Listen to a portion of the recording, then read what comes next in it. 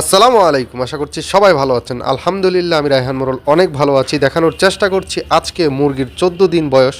তো 14 দিন বয়সে আমি মুরগিকে ভ্যাকসিন করার পর যেই প্রয়োজনীয় অ্যান্টিবায়োটিকগুলো আছে, যেইটা নাকি প্রতিটা খামারই জানেন।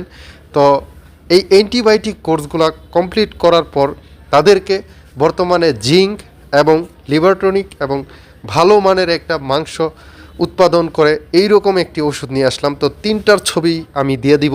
ইনশাল্লাহ আপনারা যদি কেউ নিতে চান তাহলে ফার্মেসি থেকে নিতে পারবেন। এইটা কোনো অ্যাডভার্টাইজমেন্ট নয়, কারণ আমি আমার ব্যক্তিগত মতামত থেকে বলবো, আমি 2বার মুরগির লালন পালন করে মোটামুটি আলহামদুলিল্লাহ যেই ভালো লিভার টনিকটা পেয়েছি, এবং আমি গরু আগে থেকে লালন পালন করতাম, তার মধ্যে আমি যেসব লিভার টনিকগুলো পরে দেখলাম, আমার কাছে মনে হয়েছে যে এই হেপাটনি লিভার টনিকটার মধ্যে মিথুইন, কোলিন, কোরাইড, ইনোসিটল, বায়োটিন